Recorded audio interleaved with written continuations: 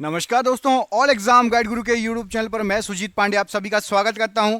दोस्तों, आपसे वादा किया था कि आपको 5 से 6 हजार साइंस के क्वेश्चन याद कराएंगे। उसी का ये सीरीज है। आज फिर 200 क्वेश्चन लेकर आ रहे हैं। कंटिन्यू ला रहे हैं आपके लिए 200 क्वेश्चन। यदि आप रोज का भी वीडियो देखते चलो ना 200 क्वेश्चन का, तो आपके महीने भर में हम आपको करा देंगे 6000 से 5000 क्वेश्चन। ठीक है, तो चलिए स्टार्ट करते हैं बिना देर के हुए। प्लीज नए बच्चे पुराने बच्चे सभी मिलकर वीडियो को लाइक कर दें। चैनल पर पहली बार आए, साइंस पढ़ना चाहते हैं, जीके करंट अफेयर्स, चैनल को सब्सक्राइब कर लेना प्लीज। सभी अभी से लाइक कर दो। मैं बीच में एक भी बार आपको डिस्टर्ब नहीं करूंगा। स्पीड रहेगी बहुत ही अच्छी। वन लाइनर में क्वेश्चन रहेंगे। 30 साल से पूछे गए क्वेश्चन है, ये आगे भी पूछे जाएंगे। इवन अभी आपका एनटीपीसी ग्रुप डी जितने भी हुए ना लेटेस्ट थोड़े समय पहले, सब में ये क्वेश्चन आए हैं बार बार। आपको भी मिलेंगे 100% श्योर। स्टेट लेवल का एग्जाम दे रहे हो तो उसमें मिल जाएंगे। ठीक है, चलो करते हैं वीडियो को स्टार्ट। वायुमंडल में नहीं पाई जाने वाली अक्रिय गैस कौन सी है? तो वायुमंडल में आपकी रेडॉन नहीं पाई जाती है। वायुमंडल में अक्रिय गैस पाई जाती है, लेकिन रेडॉन अक्रिय गैस है वो नहीं पाई जाती है। अगला क्वेश्चन देखिए, वायुमंडल में सर्वाधिक मात्रा में पाई जाने वाली अक्रिय गैस कौन सी है? तो आर्गन सबसे ज्यादा पाई जाती है, और आर्गन एक अक्रिय गैस है, याद रखिएगा। अक्रिय गैसों की खोज किसने की थी? रैमजे ने अक्रिय गैसों की खोज की थी। वायुमंडल में नाइट्रोजन का प्रतिशत कितना है? 78% है नाइट्रोजन वायुमंडल में। ब्रह्मांड में सर्वाधिक मात्रा में पाए जाने वाला तत्व कौन सा है? तो पूरे ब्रह्मांड की बात हो रही है, पृथ्वी के और बाहर चले जाओ, सभी जगह यदि मिला लोगे सबसे ज्यादा हाइड्रोजन पाई जाती है। हाइड्रोजन याद रखिएगा। वायुमंडलीय दाब का मापक है, तो बैरोमीटर से वायुमंडलीय दाब को मापा जाता है। एक वायुमंडलीय दाब किसके बराबर होता है? तो 10 के ऊपर 5 की घात न्यूटन प्रति मीटर स्क्वायर के बराबर होता है। ठीक है, एक वायुमंडलीय दाब। वायुमंडल वायु दाब मापी में पारे के स्तंभ का धीरे धीरे गिरना क्या कहलाता है? यदि धीरे धीरे नीचे आने लगा तो समझ लो वर्षा की संभावना है, वर्षा होने वाली है। वायु दाब मापी में पारे के स्तंभ का अचानक नीचे गिरना किसका सूचक होता है? एकदम से नीचे गिर गया मतलब आंधी तूफान आने वाला है। बैरोमीटर में पारे के स्तंभ का धीरे धीरे ऊपर चढ़ना किसका सूचक होता है? यदि धीरे धीरे ऊपर जाता है इसका मतलब है आपका कि स्वच्छ मौसम, स्वच्छ और साफ मौसम होने वाला है। दाब बढ़ने पर बर्फ पर क्या प्रभाव पड़ेगा? बर्फ के गलनांक पर, मतलब पिघलेगी या नहीं। तो प्रेशर यदि आप लगाओगे बर्फ पर तो गलनांक घट जाएगा, याद रखिएगा।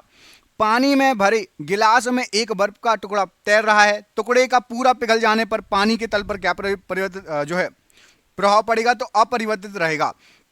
प्रेशर कुकर में खाना जल्दी क्यों पक जाता है? क्योंकि पानी का क्वथनांक बढ़ जाता है, इसलिए पक जाता है जल्दी। पानी से भरे किसी बर्तन में पड़ा हुआ सिक्का थोड़ा ऊपर उठा हुआ दिखेगा, तो प्रकाश के अपवर्तन का सिद्धांत लागू होता है। उस सिक्के पर जो पानी के अंदर डूबा है वो थोड़ा सा ऊपर उठा हुआ दिखेगा आपको। घड़ी की भरी हुई चाबी में संचित ऊर्जा कौन सी होती है? तो जो चाबी वाली घड़ियां आती हैं उसको आप भर देंगे, स्थितिज ऊर्जा उसमें संचित हो जाती है। गुरुत्वीय त्वरण जी का मान कितना होता है? Most IMP, very very very IMP question, याद रख लो। गुरुत्वीय त्वरण जी का मान होता है 9.8 मीटर प्रति सेकंड स्क्वायर, याद रखिएगा। 9.8 मीटर प्रति सेकंड का स्क्वायर।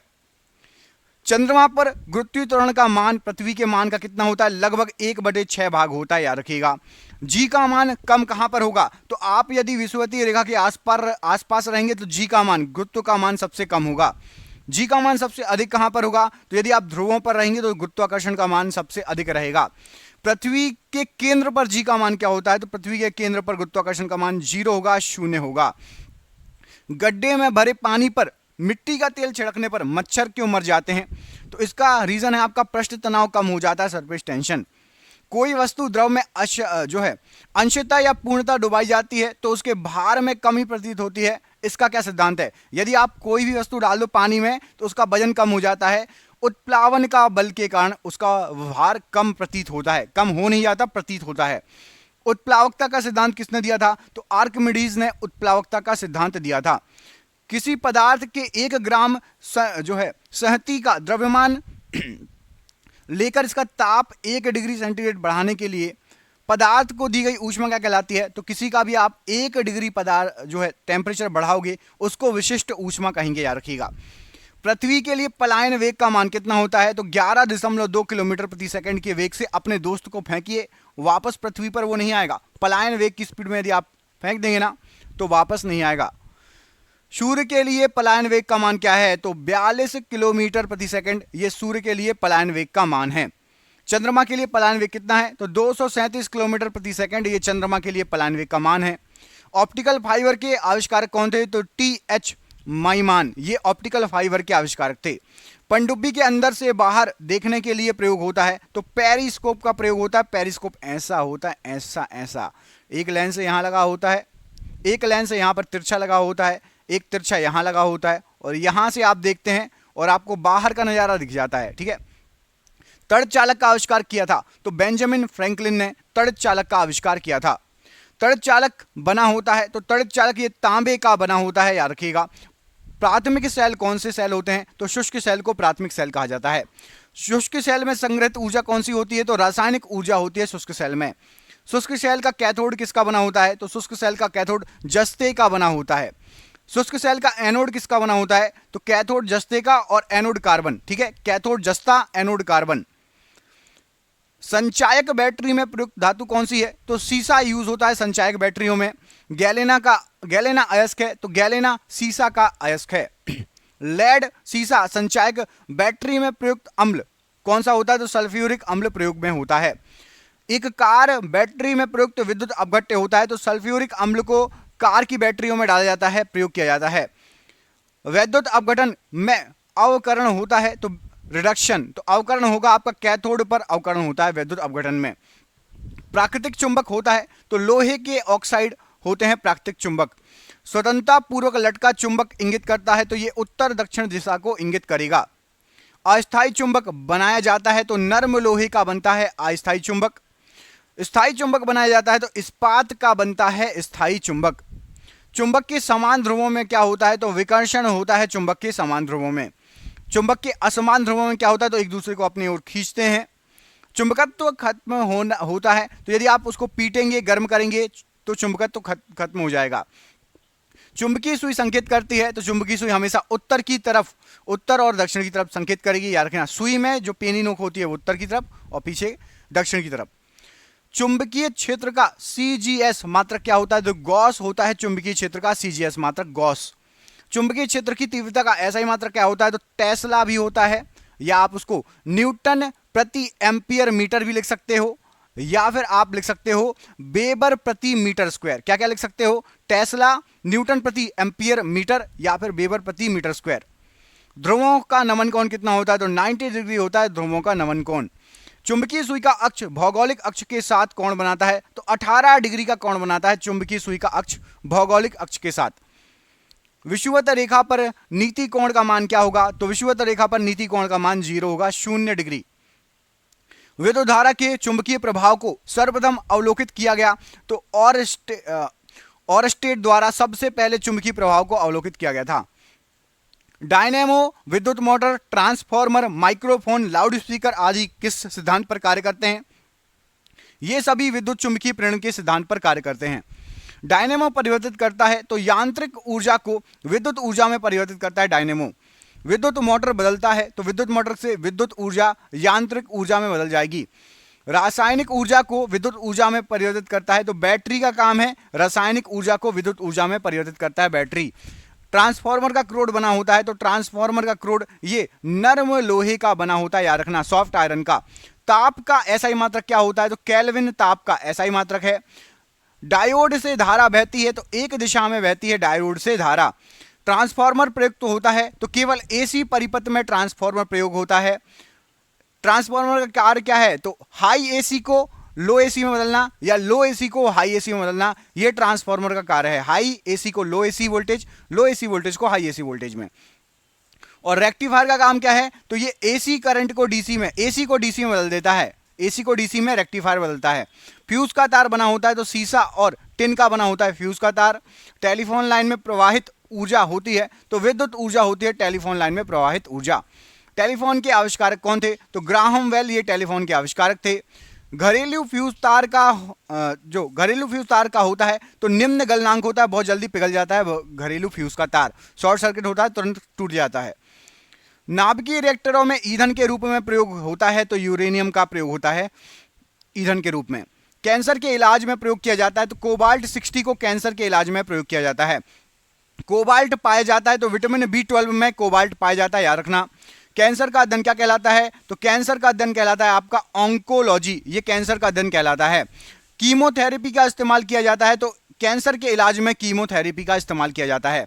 कैंसर की प्रसिद्ध दवा टैक्सोल किस वृक्ष से प्राप्त होती है? तो टैक्सोल यू वृक्ष से प्राप्त होती है, YEWS यू वृक्ष से टैक्सोल प्राप्त होती है।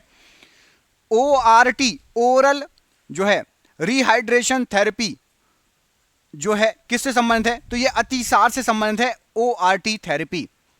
ग्लूकोमा व ट्रैकोमा बीमारी है, तो आंखों की बीमारी है ग्लूकोमा और ट्रैकोमा। डिप्थीरिया रोग से ग्रस्त अंग कौन सा होता है? तो हमारे शरीर का गला, ये डिप्थीरिया रोग से ग्रसित अंग है। एथिलीट फुट रोग होता है, तो फंगस से एथिलीट फुट रोग होता है। HIV के जांच के लिए क्या होता है? तो एलिसा टेस्ट होता है HIV की जांच के लिए। HIV द्वारा होने वाला रोग कौन सा है? तो एड्स HIV द्वारा फैलता है। सार्स क्या है? तो सार्स एक विषाणु जनित रोग होता है, सार्स। लेंस की क्षमता का मात्रक क्या है? तो डायोप्टर लेंस की क्षमता का मात्रक है। ज्योति तीव्रता का मात्रक क्या है? तो कैंडेला ज्योति तीव्रता का मात्रक है। वायुमंडल की आर्द्रता मापक है, तो हाइग्रोमीटर से वायुमंडल की आर्द्रता मापी जाती है। द्रवों का आपेक्षिक घनत्व मापक है, तो हाइड्रोमीटर, ये द्रवों का आपेक्षिक घनत्व मापा जाता है हाइड्रोमीटर से। बर्फ की गुप्त ऊष्मा होती है, 80 किलो कैलोरी बर्फ की गुप्त ऊष्मा होती है। डॉपलर प्रभाव संबंधित है, तो ध्वनि से संबंधित है डॉपलर प्रभाव। समुद्री दूरी मापने की इकाई क्या है? तो नॉटिकल मील से समुद्री दूरी को मापा जाता है। पीएच मान का निर्धारण किया जाता है, तो सोरेंस ने पीएच मान का निर्धारण किया था, सोरेंसन। उदासीन विलयन का पीएच मान कितना होता है? तो उदासीन विलयन का पीएच मान 7 होता है। अम्लीय विलयन का पीएच मान कितना होता है? अम्लीय विलयन का पीएच मान 7 से कम होगा। क्षारीय विलयन का पीएच मान होता है, तो 7 से अधिक क्षारीय विलयन का पीएच मान होता है। शुद्ध जल का पीएच मान कितना होता है? तो शुद्ध जल का पीएच मान आपका 7 होता है, 7। अम्लों का स्वाद कैसा होता है? तो अम्ल होते हैं खट्टे। क्षार का स्वाद कैसा होता है? तो क्षार होते हैं आपके कड़वे या फिर तीखा बोल सकते हो आप। जल में घुलनशील भस्म कहलाता है, तो जल में घुलनशील भस्म क्षार कहलाता है। नीला लिटमस पत्र किसको लाल कर देता है? तो नीला लिटमस पत्र अम्ल को लाल कर देगा। लाल लिटमस पत्र को नीला कौन कर देगा? तो क्षार लाल लिटमस पत्र को नीला कर देगा। यहां पे मैंने गलत बोल दिया, मतलब नीला लिटमस पेपर को लाल कौन कर देगा? अम्ल डालोगे तो नीला लिटमस पेपर लाल हो जाएगा, क्षार डालोगे तो लाल लिटमस पेपर नीला हो जाएगा, जस्ट अपोजिट। अम्ल में कौन से तत्व के परमाणु अनिवार्य रूप से रहते हैं? तो हाइड्रोजन के परमाणु अनिवार्य रूप से रहते हैं। प्रयोगशाला में उपयोग में लाए जाने वाला लिटमस पत्र प्राप्त किया जाता है, तो ये लाइकेन से प्राप्त किया जाता है। निलंबन में प्रक्षेपित कणों का आकार क्या होता है? तो 10 के ऊपर -5 सेंटीमीटर होता है। कोलाइडी में प्रक्षेपित कणों का आकार क्या होता है? तो 10 के ऊपर 5 से लेकर 10 के ऊपर 7 सेंटीमीटर। माइनस है, 10 के ऊपर -5 से लेकर 10 के ऊपर -7 सेंटीमीटर। कार्बन के 2 अपरूप कौन कौन से हैं? तो हीरा और ग्रेफाइट कार्बन के 2 अपरूप हैं। पेंसिल का शीशा बना होता है, तो ग्रेफाइट का बना होता है पेंसिल का शीशा। किसी ठोस पदार्थ का बिना द्रव में बदले सीधे वाष्प में परिवर्तित होना क्या कहलाता है? तो उसको ऊर्ध्वपातन कहा जाता है। कपूर को शुद्ध किया जाता है, तो ऊर्ध्वपातन विधि से कपूर को शुद्ध किया जाता है। भूपर्पटी में सर्वाधिक मात्रा में पाए जाने वाला तत्व कौन सा है? तो ऑक्सीजन सबसे ज्यादा मात्रा में पाया जाता है भूपर्पटी पर। पृथ्वी पर पाए जाने वाला यूरेनियम क्या है? तो यूरेनियम 238 पाया जाता है। लोहा का निष्कर्षण होता है, तो हेमेटाइट से लोहे का निष्कर्षण होता है। एल्यूमिनियम का निष्कर्षण होता है, तो बॉक्साइट से एल्यूमिनियम का निष्कर्षण होता है, याद रखिएगा। तांबा का निष्कर्षण होता है, तो कॉपर पाइराइट से तांबे का निष्कर्षण होता है। किससे होता है? कॉपर पाइराइट से। तरंग दैर्ध्य का ऐसा ही मात्रक क्या है? तो मीटर में नापते हैं या फिर एंगस्ट्रम में नापते हैं तरंग दैर्ध्य को, याद रखिएगा। डीडीटी का पूरा नाम क्या है? तो डाइक्लोरो डाइफेनाइल और ट्राइक्लोरो इथेन। डी से डाइक्लोरो, फिर दूसरे डी से डाइफेनाइल और टी से हो जाएगा ट्राइक्लोरोएथेन। अगला क्वेश्चन देखिए, TNT का पूरा नाम क्या है? तो ट्राई नाइट्रो टोल्विन। जो है TNT का पूरा नाम है। RDX का पूरा नाम क्या होता है? तो रिसर्च एंड डेवलपमेंट एक्सप्लोजिव, ये RDX का पूरा नाम है। RDX का अन्य नाम क्या है? तो साइक्लोनाइड भी कहा जाता है RDX को। डायनामाइट का प्रमुख अवयव क्या है? तो नाइट्रोग्लिसरीन, ये डायनामाइट का प्रमुख अवयव है। DDT कीटाणुनाशक बनाया जाता है, तो क्लोरल द्वारा DDT कीटाणुनाशक बनाया जाता है। यूरेनियम का मुख्य अयस्क क्या है? तो पिच ब्लेड, ये यूरेनियम का मुख्य अयस्क है। फेराड इकाई है, तो फेराड जो है ये आपकी धारिता की इकाई कहलाती है। टेप रिकॉर्डर की टेप लेपित होती है, तो पैरामैग्नेटिक चूर्ण से लेप होता है टेप रिकॉर्डर का टेप। पोर्टलैंड सीमेंट का आविष्कार किया था? तो जोसेफ जो है इस जोसेफ स्पीडीन ने पोर्टलैंड सीमेंट का आविष्कार किया था। पोर्टलैंड सीमेंट का मुख्य घटक क्या क्या है? तो उन्होंने चूना, सिलिका और एल्यूमिना को मिला के बनाया था पोर्टलैंड सीमेंट। पीतल मिश्र धातु है, तो तांबा और जस्ते का मिश्र धातु होता है आपका पीतल। सोने के आभूषण बनाते समय उसे कठोर बनाने के लिए मिलाया जाता है, तो तांबे को मिलाया जाता है सोने में कठोर बनाने के लिए सोने को। स्टील को कठोरता प्रदान करने के लिए क्या मिलाया जाता है? तो क्रोमियम मिलाया जाता है स्टील में कठोरता प्रदान करने के लिए। सोने का लैटिन नाम क्या है? तो सोने को कहा जाता है गोल्ड को ओरम, और उसका जो सिंबल क्या होता है? तो एयू उसका सिंबल होता है, ओरम एयू सोने का लैटिन नाम। चांदी का लैटिन नाम क्या होता है? अर्जेंटम कहा जाता है चांदी को, एजी होता है उसका सिंबल। सोना चांदी के शुद्धिकरण में प्रयोग किया जाता है, तो नाइट्रिक अम्ल का HNO3 का प्रयोग किया जाता है सोने और चांदी के शुद्धिकरण में। बेकिंग सोडा, खाने का सोडा जो है, का रासायनिक नाम क्या है? तो सोडियम बाइकार्बोनेट होता है आपका बेकिंग सोडा, खाने का सोडा, NaHCO3 बोला जाता है। धावन सोडा का रासायनिक नाम क्या है? तो सोडियम कार्बोनेट Na2CO3 होता है धोने वाला सोडा। कपड़े में जंग के धब्बे हटाने के लिए प्रयुक्त किया जाता है, तो ऑक्जेलिक अम्ल का प्रयोग किया जाता है कपड़े में जंग के धब्बे हटाने के लिए। पेट्रोलियम की गुणवत्ता प्रदर्शित की जाती है, तो ऑक्टेन नंबर द्वारा प्रदर्शित होती है। पेट्रोल मिश्रण है, तो हाइड्रोकार्बन का मिश्रण होता है पेट्रोल, किसका? हाइड्रोकार्बन का। पेट्रोलियम के विभिन्न अवयव अलग किए जाते हैं, तो भंजक आसवन विधि द्वारा पेट्रोलियम के विभिन्न अवयव अलग किए जाते हैं। हाइड्रोकार्बन के प्राकृतिक स्रोत है, तो कच्चा तेल हाइड्रोकार्बन का प्राकृतिक स्रोत है। गैसोहॉल मिश्रण है, तो पेट्रोल तथा इथेनॉल का मिश्रण है गैसोहॉल।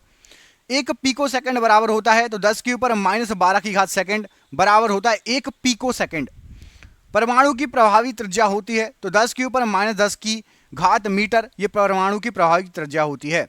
परमाणु नाभिक की खोज किसने की? रदरफोर्ड द्वारा परमाणु नाभिक की खोज की गई थी।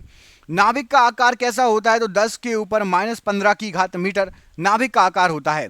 1 जूल बराबर होता है, तो 10 के ऊपर 7 की घात अर्ग के बराबर होता है 1 जूल। 1 न्यूटन बराबर होता है, तो 10 के ऊपर 5 की घात डाइन 1 न्यूटन बराबर होता है। 1 माइक्रोन बराबर होता है, तो 1 माइक्रोन जो होता है 0.001 मिलीमीटर के बराबर होता है 1 माइक्रोन।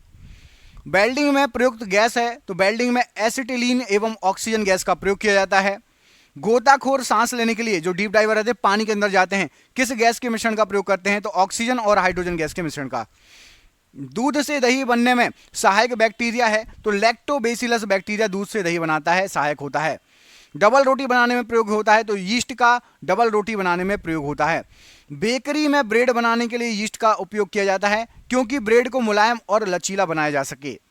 हृदय का पहला प्रतिस्थापन किसने किया था? तो डॉक्टर क्रिश्चियन बर्नार्ड ने हृदय का पहला प्रतिस्थापन किया था। भारत में प्रथम बार हृदय का सफल प्रत्यारोपण किसने किया था? तो भारत में डॉक्टर पी वेणुगोपाल जी ने सबसे पहला हृदय प्रत्यारोपित किया था, सफल।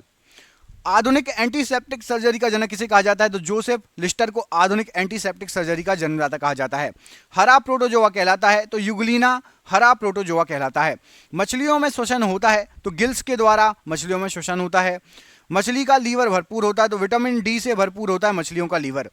ऑक्टोपस है, तो ऑक्टोपस एक मृदु कवची है, जीव है। डायनासोर थे, तो मेसोजोइक सरीसृप थे डायनासोर। डॉल्फिन वर्गीकृत किए जाते हैं, तो स्तनियों में डॉल्फिन को वर्गीकृत किया जाता है। सबसे बड़ा स्तनी कौन सा है? तो ब्लू व्हेल या नीला व्हेल, जो भी बोल लो, सबसे बड़ा स्तनी है। रेशम के कीड़े पालने को क्या कहा जाता है? तो सेरीकल्चर कहा जाता है रेशम के कीड़े को पालने को। एंटोमोलॉजी अध्ययन है, तो कीटों का अध्ययन कहलाता है एंटोमोलॉजी। पक्षियों का अध्ययन क्या कहलाता है? तो ऑर्निथोलॉजी, ये पक्षियों का अध्ययन कहलाता है। जनसंख्या का अध्ययन क्या कहलाता है? तो डेमोग्राफी कहलाता है जनसंख्या का अध्ययन। अस्थियों का अध्ययन क्या कहलाता है? तो ऑस्टियोलॉजी, अस्थियों का अध्ययन कहलाता है। सेलुलर और मॉलिकुलर जीव विज्ञान का केंद्र क्या, जीव विज्ञान केंद्र कहाँ स्थित है? तो सेलुलर और मॉलिकुलर जीव विज्ञान केंद्र ये स्थित है आपका हैदराबाद में। Centre for DNA fingerprint and diagnostic अवस्थित है, तो ये भी आपका हैदराबाद में अवस्थित है। घी और दूध का पीला रंग का कारण क्या है? तो कैरोटीन के कारण घी और दूध में पीला रंग होता है। घी में वसा की मात्रा कितनी होती है? तो 99% वसा होता है घी में, याद रखिएगा। दूध में वसा मापने का यंत्र क्या है? तो क्यूटायरोमीटर से दूध में वसा मापी जाती है, कितनी वसा है। पुरुषों की नसबंदी कहलाती है, तो वैसेक्टोमी पुरुषों की नसबंदी कहलाती है, महिलाओं की स्त्रियों की नसबंदी कहलाती है, तो ट्यूबेक्टोमी स्त्रियों की नसबंदी कहलाती है। आहार नाल में स्टार्च के पाचन में अंतिम उत्पाद क्या है? तो सबसे आखिरी उत्पाद माल्टोज होता है। लैक्रिमल ग्रंथियां स्त्रावित करती हैं, तो आंसू को स्त्रावित करती हैं लैक्रिमल ग्रंथियां। एटीपी का निर्माण घटक है, तो फ्रक्टोज एटीपी का निर्माण घटक है। जीव जगत का सबसे बड़ा संघ कौन सा है? तो ऑर्थोपोडा जीव जगत का सबसे बड़ा संघ है। संसार का सबसे बड़ा पक्षी कौन सा है? तो शुतुरमुर्ग संसार का सबसे बड़ा पक्षी है। दूरबीन के आविष्कारक कौन है? गैलीलियो दूरबीन के आविष्कारक हैं। धूप के चश्मे की क्षमता क्या होती है? तो धूप के चश्मे की क्षमता 0 डायप्टर होती है। वस्तु की मात्रा बदलने पर अपरिवर्तित रहेगा, तो घनत्व अपरिवर्तित रहेगा। सेल्सियस और फ़ारेनहाइट मापी एक ही मान प्रदर्शित करता है, तो -40 डिग्री पर एक ही मान सेल्सियस और फ़ारेनहाइट मापी में रहेगा। सोनार प्रयोग किया जाता है, तो 9 संचालकों द्वारा सोनार का प्रयोग हो जाता है। लेंज का नियम आवश्यक है, तो ऊर्जा के संरक्षण के लिए लेंज का नियम आवश्यक है। हॉर्न सिल्वर अयस्क है, तो हॉर्न सिल्वर ये चांदी का ही अयस्क है। चांदी का निष्कर्षण होता है अर्जेंटाइट से चांदी का निष्कर्षण होता है। साधारण नमक का रासायनिक नाम क्या है? तो सोडियम क्लोराइड साधारण नमक का रासायनिक नाम है, NaCl बोलते हो आप लोग। समुद्री जल में सर्वाधिक मात्रा में पाए जाने वाला लवण कौन सा है? तो समुद्र जल में सबसे ज्यादा सोडियम क्लोराइड पाया जाता है। चूने के पानी को दूधिया कर देता है, तो कार्बन डाइऑक्साइड गैस चूने के पानी को दूधिया कर देता है। कृत्रिम सुगंधित पदार्थ बनाने में प्रयोग किया जाता है, तो एथिल एसीटेट का प्रयोग किया जाता है कृत्रिम सुगंधित पदार्थ बनाने में। कैल्शियम कार्बाइड पर जल की प्रतिक्रिया द्वारा उत्पन्न गैस कौन सा है? तो एसिटिलीन गैस उत्पन्न होती है। परमाणु भार का अंतरराष्ट्रीय मात्रक क्या है? तो C12 C12 परमाणु भार का अंतरराष्ट्रीय मात्रक है। रेडियो सक्रियता की इकाई क्या है? तो क्यूरी रेडियो सक्रियता की इकाई है। हाइड्रोजन के समस्थानिकों की संख्या क्या है? तो 3 है हाइड्रोजन के समस्थानिकों की संख्या। चूना पत्थर लाइमस्टोन का रासायनिक नाम क्या है? तो कैल्शियम कार्बोनेट कहते हैं, CaCO3 कहा जाता है चूना पत्थर को। प्लास्टर ऑफ पेरिस POP का सूत्र क्या है? सबसे पहले फिर रासायनिक नाम जानेंगे, तो CaSO4 × 12H2 ये हो जाता है POP का प्लास्टर ऑफ पेरिस का रासायनिक सूत्र, और रासायनिक नाम है कैल्शियम सल्फेट हेमीहाइड्रेट।